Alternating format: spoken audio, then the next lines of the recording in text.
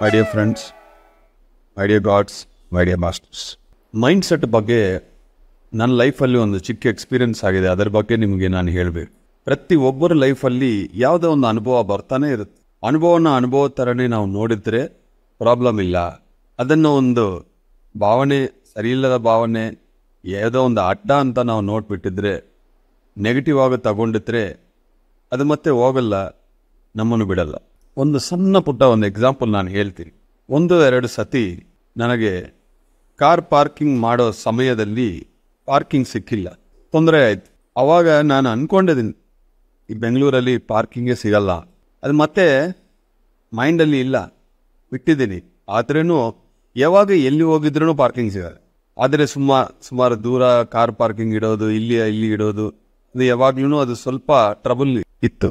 ಮೊನ್ನೆ ಒಬ್ಬ ಫ್ರೆಂಡ್ ಹತ್ರ ನಾನು ಕೇಳ್ತಾ ಇದ್ದೀನಿ, ನೀವು ಕಾರು ನಡೆಸ್ತಾ ಇದ್ದೀರಲ್ವಾ, ಪಾರ್ಕಿಂಗ್ ನಿಮಗೆ ಸಿಗುತ್ತಾ ಅಂದರೆ, ನಾನು ಎಲ್ಲಿ ಹೋಗಿದ್ರೂ ನನ್ನ ಪಾರ್ಕಿಂಗ್ ಅಲ್ಲಿ ಇರುತ್ತೆ ಅಂತ ಹೇಳಿ. ಅವಾಗ ನೋಡಿದ್ದೀನಿ ಅವ್ರ ಮೈಂಡ್ಸೆಟ್ಟು ಎಷ್ಟು ಕ್ಲಿಯರಾಗಿ ಇಟ್ಕೊಂಡಿದ್ರು ಅಂದರೆ, ನಾನು ಹೋಗ್ತೀನಿ ಅಲ್ಲಿ ಇರುತ್ತೆ ಅಂತ ಅವ್ರು ಕ್ಲಿಯರ್ ಆಗಿತ್ತು. ಅದು ಕೇಳಿದ ತಕ್ಷಣ ನಾನು ಚೆಕ್ ಮಾಡ್ಕೊಂಡಿದ್ದೀನಿ.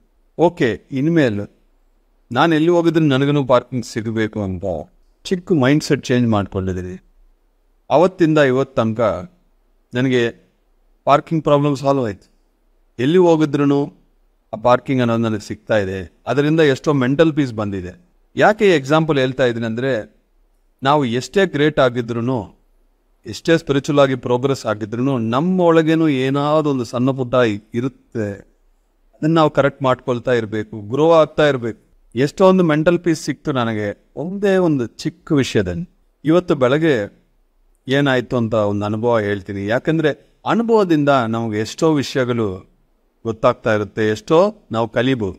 7 ಗಂಟೆಗೆ ವೋಟಿಂಗ್ ಶುರುವಾಗುತ್ತೆ ಅಂತ ಗೊತ್ತು ನನಗೆ. ನಾನು ಅನಿತಾ ಮೇಡಮ್ ಇಬ್ಬರು ವೋಟ್ ಮಾಡಬೇಕು ಅಂತ ಹೋಗ್ಬೇಕು ಅಂತ.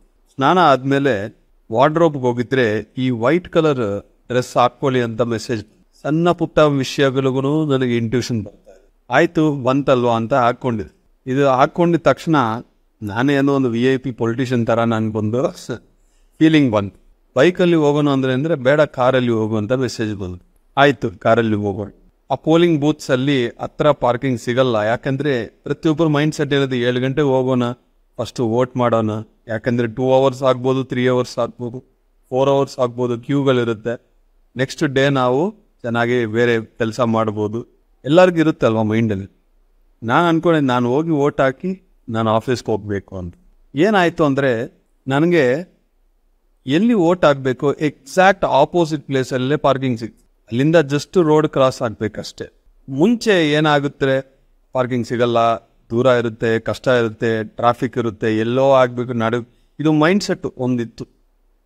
ಬಟ್ 1 ವೀಕ್ ಮುಂಚೆ ಆ ಮೈಂಡ್ ಸೆಟ್ ಚೇಂಜ್ ಆಗಿದೆ ಅಲ್ವಾ. ಇವತ್ತು ನಾನು ಏನು ಅಂದ್ಕೊಂಡಿಲ್ಲ, ಎಕ್ಸಾಕ್ಟ್ ಆಪೋಸಿಟಲ್ಲಿ ಪಾರ್ಕಿಂಗ್ ಸಿಗ್ತು. ಈ ಡಿಜಿಟಲ್ದು ಏನಿದೆಯೋ ಅದೆಲ್ಲ ಆಲ್ರೆಡಿ ಅವ್ರು ರೆಡಿ ಮಾಡಿ ಇಟ್ಟಿದ್ರು ಅನಿತಾ. ಅಲ್ಲಿ ಹೋಗಿದ ತಕ್ಷಣ ಒಳಗೆ ಹೋಗಿ ವೋಟ್ ಮಾಡಿ ಅಂತ ಹೇಳಿದ್ರು. ಒಂದು ರೂಮ್ಗೆ ಸುಮಾರು 200-250 ಜನ, ಒಂದೊಂದು ರೂಮ್ಗೆ 150 ಜನ ಕ್ಯೂವಲ್ಲಿ ನಿಲ್ತ್ಕೊಂಡು. ಅಲ್ಲಿ ಒಂದು ಕಾನ್ಸ್ಟೇಬಲ್ ಇದ್ರು. ನನಗೆ ಇಂಟ್ಯೂಷನ್ ಬಂತು, ಅವ್ರ ಹತ್ರ ಹೋಗಿ ಕೇಳಿ ಅಂತ. ಅವ್ರ ಹತ್ರ ಹೋಗಿ ಸ್ಲಿಪ್ ತೋರಿಸಿದ್ರು ಫೋನಲ್ಲಿ. ಅವ್ರ ನಂಬರ್ ನೋಡಿಬಿಟ್ಟು 182 ಅಲ್ವಾ ಸರ್, ಪ್ಲೀಸ್ ಫಾಲೋ ಮೀ ಅಂತ. ನಾವಿಬ್ಬರು ಅವರನ್ನು ಫಾಲೋ ಮಾಡ್ಕೊಂಡು ಹೋಗಿ ಒಳಗೆ ಹೋಗಿದ್ರೆ ಸುಮಾರು 1000 ಜನ. ಈ ರೂಮು ಆ ರೂಮು ಎಲ್ಲ ಕ್ಯೂಗಳಿತ್ತು. ನಾನು ಏನು ಮೈಂಡಲ್ಲಿ ಇಟ್ಕೊಂಡಿದ್ದೆ. ಡೈರೆಕ್ಟಾಗಿ ಇವರು ಕರ್ಕೊಂಡು ಹೋಗಿದ್ರು. ನಿಮ್ಮದು ಆ ರೂಮೇ ಸರ್ 182 ಅಂದರು. ಅಲ್ಲಿ ಕ್ಯೂವೇ ಇಲ್ಲ, 0. ನಾನು ಏನೂ ಅಂದ್ಕೊಂಡಿಲ್ಲ. ಹೋಗಿದ್ದೀನಿ, ಪಾರ್ಕಿಂಗ್ ಸಿಕ್ತು, ಅಲ್ಲಿ ಹೋಗಿದ್ದೀನಿ, ಕ್ಯೂವೇ ಇಲ್ಲ. ಆ ರೂಮಲ್ಲಿ ಖಾಲಿ ಇದೆ. ಡೈರೆಕ್ಟಾಗಿ ವೋಟ್ ಮಾಡಿ 4 ನಿಮಿಷದಲ್ಲಿ ಇಬ್ಬರು ಈಚೆ ಬಂದಿದ್ದೆ. ಅಲ್ಲಿ ಫೋಟೋ ತಗೊಂಡು ಎಲ್ಲರನ್ನೂ ವೋಟ್ ಮಾಡಿ ಅಂತ ಹೇಳಿಬಿಟ್ಟು ಮತ್ತೆ ನಾನು ಆಫೀಸ್ಗೆ ಹೊರಗೆ ಬಂದಿದ್ದೀನಿ. ಏನಾಯ್ತಂದರೆ, ಒಂದು ಚಿಕ್ಕ ಮೈಂಡ್ ಸೆಟ್ಟು ನಾವು ಚೇಂಜ್ ಮಾಡಿ, ಅಂದರೆ ಪ್ರತಿಯೊಬ್ಬರಿಗೆ ಇದು ಹಾಕಬೇಕು ಅಂತ ಇಲ್ಲ, ಒಂದು ಚಿಕ್ಕ ಮೈಂಡ್ ಸೆಟ್ಸ್ ನಾವು ಚೇಂಜ್ ಮಾಡ್ಕೋಬೇಕು. ಕ್ಯೂ ಅಲ್ಲಿ ನಿಲ್ತ್ಕೋಬೇಕಂದ್ರೆ ನಿಲ್ತ್ಕೊಳ್ತೀನಿ, ನನಗೆ ಪ್ರಾಬ್ಲಮ್ ಇಲ್ಲ. ಆದರೆ ಮುಂಚೆನೇ ನಾವು ಮೈಂಡಲ್ಲಿ ಇಷ್ಟು ಗಂಟೆ ಆಗುತ್ತದೆ, ಇಷ್ಟು ಕಷ್ಟಪಡಬೇಕು, ಇದು ಅದು ಅಂತ ನಾವು ಇಟ್ಕೊಂಡು ಹೋಗಿದ್ರೆ we create our own reality. ಇಲ್ಲ, ನನ್ನ ಮೈಂಡಲ್ಲಿ ಏನಿಲ್ಲ, ನಾನು ಜಸ್ಟ್ ಹೋಗ್ತೀನಿ ಅಂದರೆ ಅಲ್ಲಿ ನಿಮಗೆ ಬೆಸ್ಟ್ ಎಕ್ಸ್ಪೀರಿಯನ್ಸ್ ಅನ್ನೋದು ಸಿಗುತ್ತೆ. ನಮ್ಮ ಮೈಂಡಲ್ಲಿ ಲಿಮಿಟೇಷನ್ಸ್ ಇಟ್ಕೋಬಾರ್ದು. ಏನೇ ಬಂದಿದ್ರೂ ಅನುಭವ ನಾನು ಫೇಸ್ ಮಾಡ್ತೀನಿ ಅಂದ್ರೂ ಓಕೆ. ಲಿಮಿಟೇಷನ್ ಇಟ್ಕೊಂಡು ಹೋಗಿದ್ರೆ ನಮ್ಮ ರಿಯಾಲಿಟಿ ನಾವೇ ಕ್ರಿಯೇಟ್ ಮಾಡ್ಕೊಳ್ತೀವಿ. ಭಾಳಷ್ಟು ನಮ್ಮ ಮೈಂಡಲ್ಲಿ ನೆಗೆಟಿವಿಟಿಯೇ ಜಾಸ್ತಿ ಬರುತ್ತೆ. ಒಬ್ಬರ ಹತ್ರ ಹೋಗ್ತಾ ಇದ್ದೀವಿ, ಅವ್ರು ಸಿಗ್ತಾರೋ ಇಲ್ವೋ, ಲೇಟ್ ಆಗುತ್ತೋ, ನೋಡಿ ಏನಾಗುತ್ತೆ, ಮೈಂಡ್ ಸಿಗಲ್ಲ, ಲೇಟ್ ಆಗುತ್ತೆ. ಅವಾಗ ಏನು ಮಾಡುತ್ತೆ ಅಂದರೆ, ನಾನು ಹೇಳಿದ್ದೀನಲ್ವಾ ಲೇಟ್ ಆಗುತ್ತೆ ನೋಡಿ, ಅಂದರೆ ಅದೇ ಒಂದು ನೆಗೆಟಿವ್ನ ಮತ್ತೆ ಮತ್ತೆ ಮತ್ತೆ ರೀಪ್ರೋಗ್ರಾಮ್ ಮಾಡಿ ನಾವು ಏನು ಮಾಡ್ತಾ ಇದ್ದೀವಿ, we are giving strength and energy to the negative things. Positive opportunities ಬರ್ತಾನೆ ಇರುತ್ತೆ.